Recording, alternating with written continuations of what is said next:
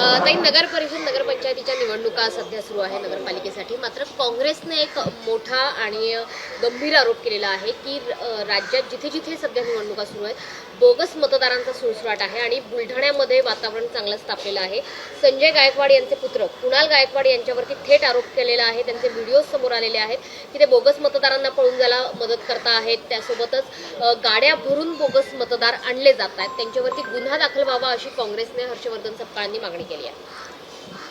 खरं म्हणजे ज्या राज्यात विधानसभेच्या निवडणुका झाल्या त्या विधानसभेच्या निवडणुकीपासूनच या सगळ्याची बोगस वोटर मशीनमध्ये घोटाळा असे प्रचंड आरोप हे महाराष्ट्रातना देशातना व्हायला लागले.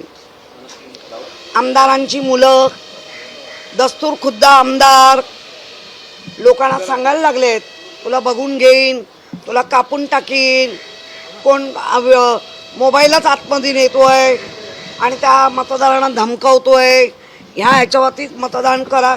काय चाललंय काय या महाराष्ट्रात? हा महाराष्ट्र साधू संतांचा महाराष्ट्र, हा प्रगतशील महाराष्ट्र, या महाराष्ट्रात चाललंय काय असा आता प्रत्येक नागरिक प्रश्न विचारतोय. एकनाथ शिंदे काल मालवणमध्ये जात असताना 2 बॅगा घेऊन आले असा आरोप वैभव नाईक यांनी स्वतः केलेला आहे. त्या बॅगांमध्ये नेमकं काय आहे असा प्रश्न उपस्थित केला. पैसे वाटप जोरदार करतायत असं ज्याने बीजेपीच्या बॅगा उघड्या केल्या ते स्वतः होते. आता त्या बॅगांमध्ये डायपर होते का लहान मुलांचे, का नेमके काय होते, कुठलं असं साठवून ठेवायचंय?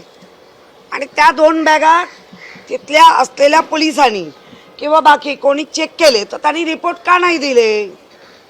त्यामुळे सगळं संशयास्पद आहे आणि सगळं गडबड आहे. राणे विरुद्ध राणे परिवारातला संघर्ष पेटलेला बघायला मिळतोय. तळकोकणामध्ये यापूर्वी सुद्धा आपण बघितलं की निलेश राणेंनी पैसे वाटपावरून बरेचसे आरोप केलेले होते. रवींद्र चव्हाण वर्सेस राणे असं चित्र बघायला मिळालं. आता नितेश राणे आणि निलेश राणे यांची वक्तव्य सुद्धा चर्चेत आहे. दोघंही वडिलांपेक्षा कारकिर्दीनी मोठे समजत आहेत. एकाला भाजपमधून अभय मिळत आहे, एकाला शिंदे गटमधून अभय मिळत आहे. त्यामुळे वाटेल तसे बॉलिंग बॅटिंग चालू आहे. सगळ्या लोकांनी तिथल्या सिंधुदुर्गातल्या लोकांनी कानात बोळे घातले आहेत का? कळत नाही आहे का? वळत नाही आहे का? तुम्ही घाबरताय का? आणि घाबरणार असाल तर असे तुम्हाला सारखे घाबरणारे भेटणार आहे. त्यामुळे जागे व्हा, जागृत व्हा आणि योग्य ठिकाणी मतदान करा. उद्या जी मतमोजणी होणार आहे ती आता पुढे ढकललेली आहे. 20 तारखेला मतमोजणी आहे. मी याच्यावर काही नाही बोलणार, कारण कोर्ट पण ज्या पद्धतीने निकाल देत आहेत आणि त्याच्यानंतर जी काय हालचाल राज्याची होते ते कळतच नाही लोकांना हे नेमकं चाललंय काय. त्यामुळे आज 2 तारीख आणि तुम्ही 18 दिवसानंतर किंवा 19 दिवसानंतर रिझल्ट लावणार. धन्य आहे हा महाराष्ट्र आणि धन्य आहे ह्या महाराष्ट्राचं सरकार.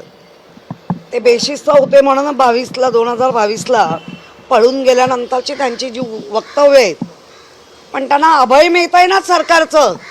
त्यामुळे बेशिस्त आमदारांवर या सरकारमध्ये कारवाई करणारा एकही योद्धा, ज्याला म्हणतो ना ज्यांच्या मनातला किंवा ज्यांच्या शरीरातला जो पुरुष म्हटला जातो तो काही नाही.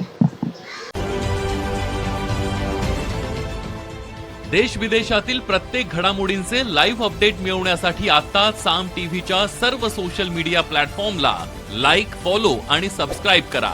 तसंच सर्व नोटिफिकेशनसाठी बेल आयकॉन प्रेस करायला विसरू नका.